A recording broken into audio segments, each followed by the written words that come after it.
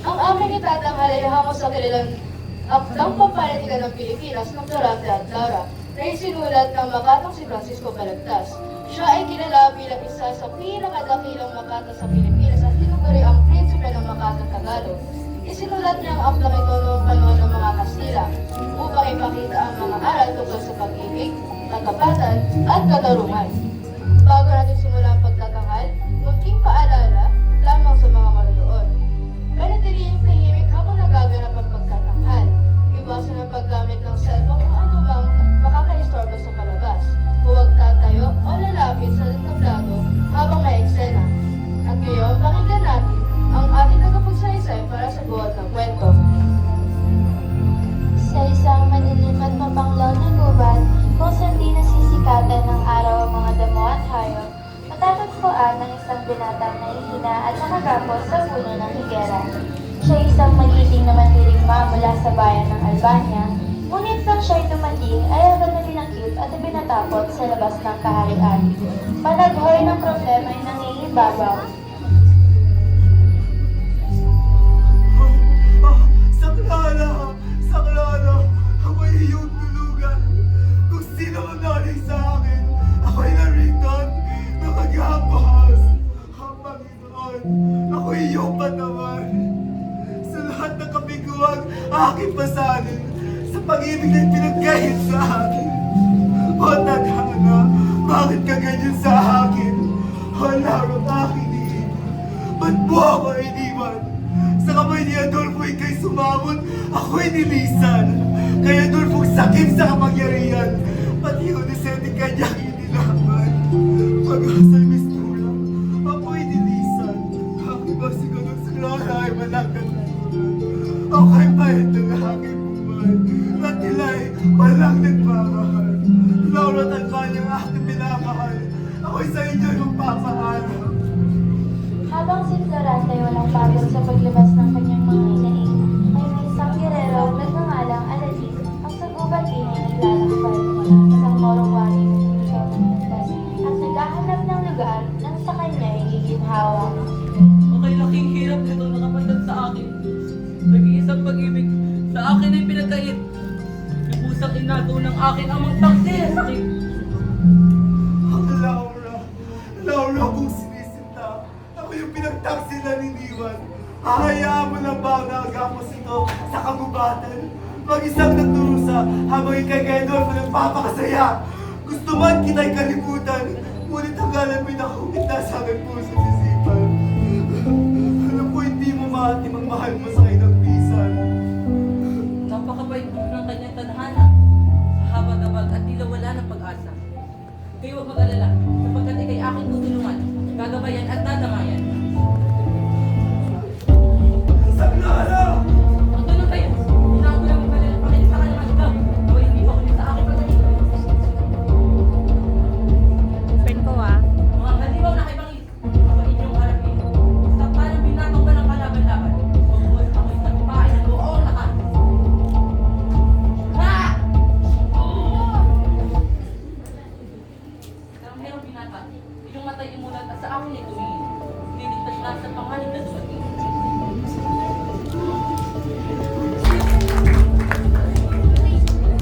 Sileno! Balik na ko sa amin! Ipinagtagsilan ni Juan mga Albania! Wala akong pakialam kung naman yung sabihin sa'yo. Ang halaga na sa akin, tron ka rin Albania. Kung iyan pala ang gusto mo, sa'yo ang corona! May dami na setting mga Albania! Kailangan ko ng rin ang tapat sa akin. Ang mga tao ay di sa'yo mapanig. Ayaw ko rin sa'yo magmanalig. Namatay na katawa ay wala eh! Wala ako sa alimaw, Sileno! Pati walang sali, pinasnang! Oo! Isang halimot maaari ka wala ang mundo. Tawag sa susunong ito. Ngunit ito ang unang mumula sa daigdig na ito sapagkat ako'y ng halima nagkikidil sa'yo huminga. Mga kawan, ako'y niyang idilig-itilin. Sileno! Hindi kita hayaan makipagsitalagim sa aking kaharian! Kaya aking bibigyan sa aking walang giniga! Ulit siya tugod-tugod. Patay mo pamahinat matulog. Hindi na ako magsasin. Kasi mabait. Pagkos mahalagan, siya'y mas laki! Sileno! Wala ka nang magtataguan! Isumukot humingin tawad sa mga Albania! Basta naisip mo mo ng hininga! Kasi naman tumakas doon mamayan na aking kaharian! Hindi mo kaya Albania, Sileno! Lagi yung mananto na ulit kailan ba? Di ba pa sa'yo katapatan, mami nito?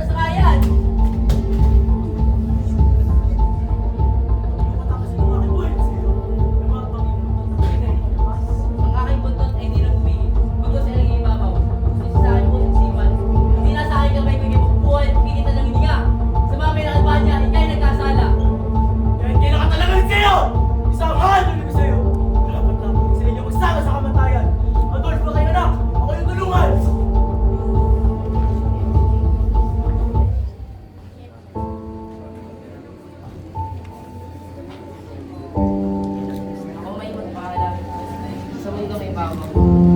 Durante, kung nasan ka man yun, mga lulot pagtanggol, ang Laura ang hirap. Maalam.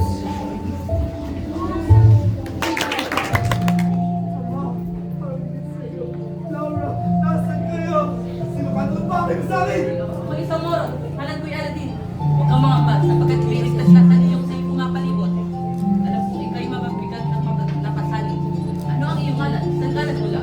Ang halo kay Ferrante, nagmula sa kaya ng mabanyo, ba't mo ako tinulungan? Hindi mo ba alintana kahit yung braso mo tako'y napanik? Ako'y taga-Persian, ika'y taga-Albania. Ako'y isang Moro, ika'y isang Kristiyano. Huwag kayo pamantay ng arian, hindi ko lang pinipili ang pagtutulungan. Habang nagpapasalamat sa lahat ng Amerikan, iyong pinamalas nung ako'y namayaman. Balita sa Albania, kay Tanyak naman din mo. Ako isa sa mga tao sa iyo sa mga talagpa. Balitang iya'y walang katotohanan. Malimit na may marinig sa balitang tunay. Kung hindi man dinagdagan, ay kulang naman ang balita. Akala ko ba'y ika'y panatag na? Ngunit sa aking nakikita, may dinaramdam ka pa. Alam kong mahirap sariwain ang problema sa nakaraan. Ngunit maaari ko ba'y tumalaman upang gumaan ang iyong pakiramdam, kaibigan? Alam ko yung kaya aking napagkakatiwalaan, kaya sisimula ko ang kwento na ako'y sinira sa aking tahanan. Ang Prinsesa Floresca, ako'y pinanganak sa kaharian ng Albania. Ayon sa aking mga magulang, nung ako'y sanggol pa lamang, may isang malaking ibon ng daktalkang, ako'y daktil.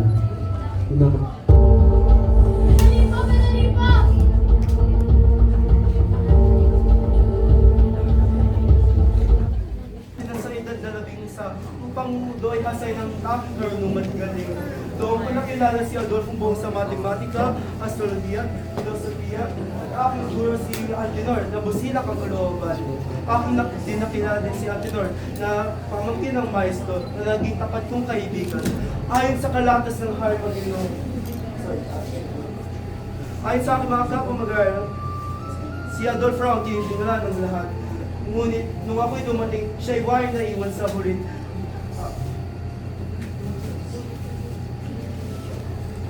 Ngayon, aking susubukin ng inyong talino sa astrolohiya at filosofiya. Tuwing gabi, aking masasaksiyan ang pinamamutala sa kalangitan. Ngunit, pangingiba ko ni Pedro Salis, nila nawawala ng parang wala ang mga tala sa kalangitan. Ang talas ng inyong isip ay payahalin at salutin ng parang sa kanina. Bakit nawawala ng pangimula ang mga tala sa kalangitan tuwing upang nagayon? Adolfo, nainig ko sila ng matalino. Di kayo masalitaan kami kumbinsigin. Ang mga tala ay naglalakad sa sabit na umaga sapagkat sila ay may umasa. Ito nga rin bilang mga Diyos. Sila ay walang napiling na kasi yung araw ay lumapit na. Ang mga bituin ay nagbibigay liwanag sa mga Magaling na, Dolfo. Maaari ka nang upo. Nagusto ko bang sumagot sa aking katanungan? Lokante, anak, ninyo ko na sa iyong pantas. Gusto ko kasi aking guro kay Pino. Nais ko lang ibagi ang aking sumungayon kay Adolfo. Sa akin ko na sa akin inikilang pagkos nakatago lang. Hindi ko lang sa itaas. Kasi hindi lang mga ako. Hindi lang natala. Iwan ko yan sa kalangitan. Nagkakaroon din yung tuloy aking nailigad na makakasi. Pagkalas din ang binigay liwanag sa aking bansa. Mahusay, Florante. Nakakapot kasi yung titulo katulad ng iyong ama. Ngayon, tayo ay magsasadulat tungkol sa trahedya ng dalawang apo ni Olivo.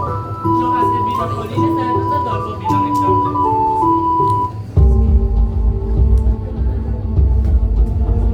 Ikaw, Florating mga agaw, siyang kamatayan na narapat. Adolfo, ano nangyayari sa iyo? Sisiraan niya naman ng ulo. Tototohanan ang pagsasadulang ito. Yung mga pala na magagawa mo ito. Adolfo, anong pumasok sa iyong isip sa pagkano? Florante, walang kalaman-laman. Dahil sa iyong ginawa natin kayo pinapagagsik at bumalik sa bahay ng Albania.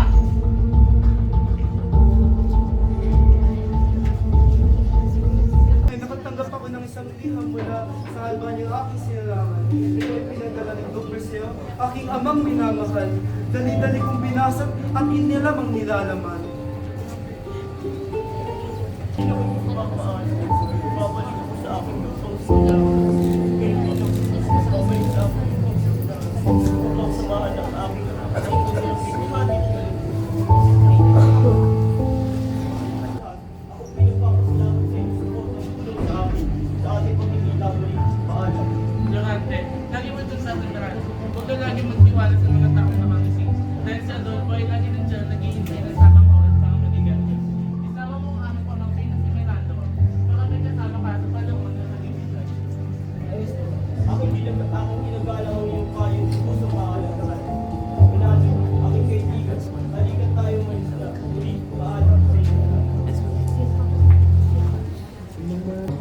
amang mahal.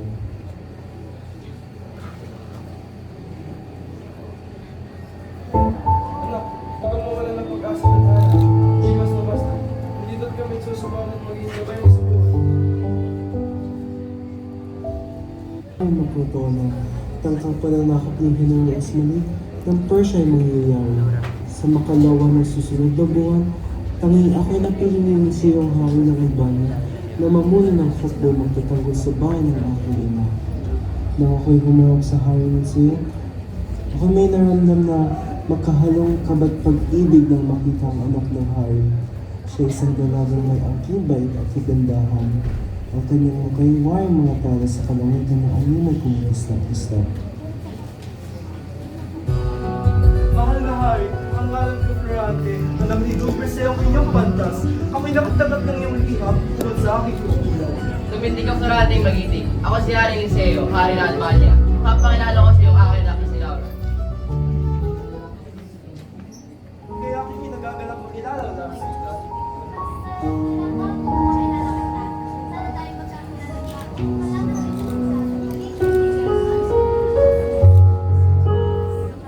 Durante, ginawa ng General ang aking bukbok upang ipagtanggol ang tuwa. Mag-ingat ang aking General sa balik. Dahil siya'y dalubasa sa pakipagtigmaan. At tanging nakapantay sa kanyang galing ay siya na din.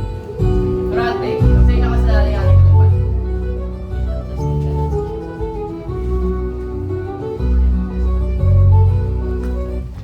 Ng aming mga puso magkasing kahulugan, hanggang kami naging magkasintahan at lubos na naglantayan. Ngunit panahon sa pagkatilis at kailangan kong umalis upang makidigma at ipaglaban ang bahay ng aking mahal. Durante, ngayon ang laban. Harapin mo ang ating mga kaaway para sa bayan at para sa aking anak na si Laura. Oo, Florante, ikay mag-ingat at makikipagsagupan sa labanan. Pangako ba na ikay babalik ng buhay? Laura, ikay aking babalikan. Pangako yan. Tatalunin ko gaano man kalakas ang kalaban upang ikay muling masilayan. Naalam, Florante. Sinalubong ng mga morong na daigma, sila'y aming sinagupa, tulad ng baka na nakiskisan ang mga ibabaw. Mga mandirigma na kapagpalitan ng hampas at salay, mga palanggang tagtibay, na pumipigil sa sandatang katayin. Sa gitna ng labanan, aking nakita ang pinuno ng mga hukbong Persia, General Osmanit ang ngalan, matay sa aking nakamasiya. Florante! Pinuno ng puto na. Ay magsisisi na ako yung sinagupa. Ang isang tatay ka na rin. Tataas yung pusong mahina. Enos, balik! Na mga morong taga Persia. Kaya kinibigyan ng mga kakatuan. Ang sumuot, umagas! Mapatuloy pa. Ako'y magkikituloy ka talunin at masangin! Ilang taon na ko inatagpuyo. At kung kayo lagi natatamo, kailang kamo yun. Hindi ako susuko sa ikay aking matulog. Kung yan ay yung pulis na nga, ayaw katapusan! Halos ilang oras kami nagbuno, walang may gustong sumuko. Isang malingot tayo ng sandata sa aking tatapos. Nang si Osmanit ay nangako, aking sandata ay inikot tinarak sa murong bento at tinapos ang kanyang pananakot. Aluwag par! Natapusin mo na ang Kristiyan mo yung palang katuturan! Abong may takotoo na yung manarata. Sa mapay ay mapapasayo na! Mga kaibigan, pinili na tanak sa totoo ng kamadrigma. Tayo mataas, tayo mataas sa bako. Matras na ang mga morong mananakot. Tagumpay ang ating pagtanggol. Tagumpay! Mabuhay si Florante! Mabuhay! Mabuhay ang Albania! Mabuhay!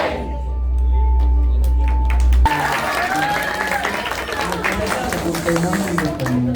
Sa likuwalang handaan, aking ginamit, sila ang mahal. Siya'y kinamusta at iyakap ng mahigpit. Larang aking iibig.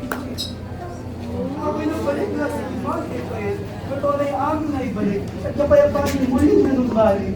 Suputi, ikinasumuputing kalagayan. Ako ay nag-aalala sa'yo at lagi kang pinagdalasan. Ngunit iniingin na sa aking piling. Manood na ang aking kalooban at nabunutan ang tinig. Ang pusong nawalat na palitan ng ligat at manahalan. Ngunit dahil sa aking katupunan, kailangan kong lumisat, sila ay muling iwanan. Laura, bakit umiibig? Panandalian namin ang aking paglisan, katulad rin ng aking pagpunta sa mga ng aking pinagsawan. Ako'y babalik muli at tayo rin magkakapiling mo. Ako ay sinagtitiwala. Ang iyong pagbabalik ay ang aking nanapig ang tubusan. Kung mandun mo, pinamumunuan ng mga maling puso at sakit, ang siya'y aking mag-aakit, nang tukoy tumalis at tumakbo upang kanilang buhay di maglaho ang isang dahon na aabot. Nang kamay na pahinga sa siyudad ng tulad, ako'y nakatanggap ng sulat mga saharan sa iyong Maginoon. Ayon sa kalatas ng Hayong Magino, kailangan kong bumalik sa kaya ng mag-isa. Sa iyo, Menado, aking magpamalaan sa di pa nagaganap. Ngayon din ako linis na at tutungo sa Albanyang hirang. Pugon sa tawag ng heart, mga kang dumating, kahariang nais, isang patibong pala ang para sa akin nakahari. Ano kayo ito, Adolfo? Halikuha mo sa kaya ng Albanya! Kailangan kong aking hero! Manimik ka! Durating walang alamang laban. Hindi wala nang magagawa sapagkat ang harian ay nasa aming makapalat na. Ilang taon na ako nagtiis. Kunda't galit aking kininig. Lahat sa akin yung inagaw. Pati pag-ibig ni Lara Marikit, yung inagaw! Kaya hindi nagawan! Pagkus ikaw may salat, ika'y nawalan! Ngunit ka'y di naging sakit, marahil kay isang tagumpay katulad ko! At kailan may di naging sa'yo, sila ang aking hero! Ano ba ngayon sabihin, Brate? Ikay aking biyag pa rin. Tugunin siyempre sa iyo, papadumanak sa aking mga kamay. Aking sandata siya tumapos sa agos ng kanilang buhay. Yung kamatay, masaklap, kasi sa kanilang kapalaran. Mga kawal! Siya ikaw pa sa igera puno sa kagubatan at hayaan masakpan lumali yung mababagis! Sumaan ng Harry and Sale, 2%, pinangakong kay babae ng lubusan sa pagsusukat ng iyong ginawa! Ako'y maghihintay sa iyong pag-iigante, Brate. Yun ay kung ikay makatakas sa maliyon. Tuwag, Adolfo! Tuwag! Ito'y nangyari sa akin kung saan talaga aking nalasing pagkakulang sa aking pag-ibig. Kaya hindi ko na alam ang aking gagawin. Tadhana na siguro ang bahalang lumapit sa akin. Iyong mga kwento hindi naiibas sa akin. Masakit man sabihin, ngunit ama ko ba ang nag-ibas sa akin sa akin? Pinuno ng Persyang bayan ng mga Moro. Kanyang nakukuha lahat ng kanyang langit. Kahit anong paraan ay kanyang gagawin. Si Plende ay aking iniirong. Sinisinta mula nung una kaming magkita. Siya'y aking sandaling nilisan upang tumungot makipaglaban sa krutong iyong pinagtanggol.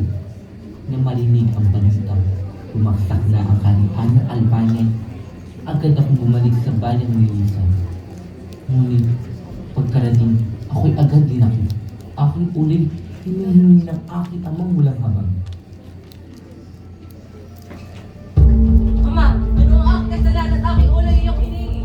Ay ako'y naglikod ng tapat sa iniali lahat. Hindi mo rin tapat ang sa'yo. Hanggat may tumutulong na rin sa'yo.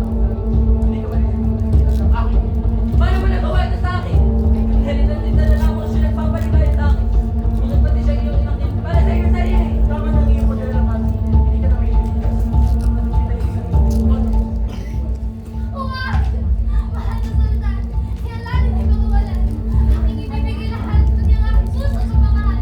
Huwag mo lang sasaktan at ako'y mapapatuloy ng lubusan.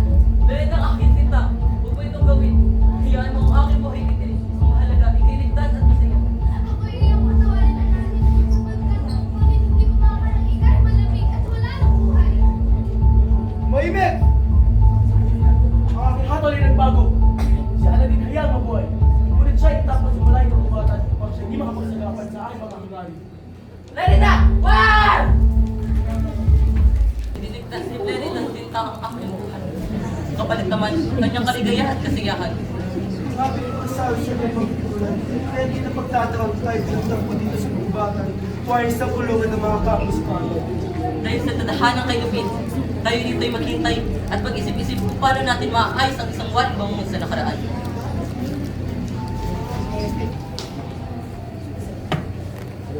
Kaya sana yun natanggap ang aking liham na siyang naglalaman sa kasalukuyang katayo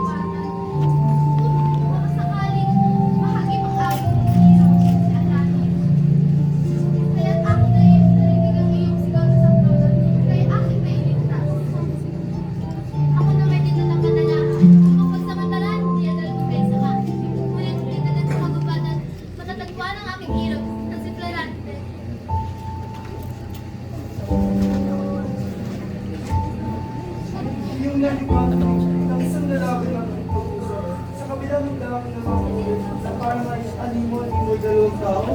Halika't ating tignan upang ating malaman. Laura, aking sinta, ito isang himala!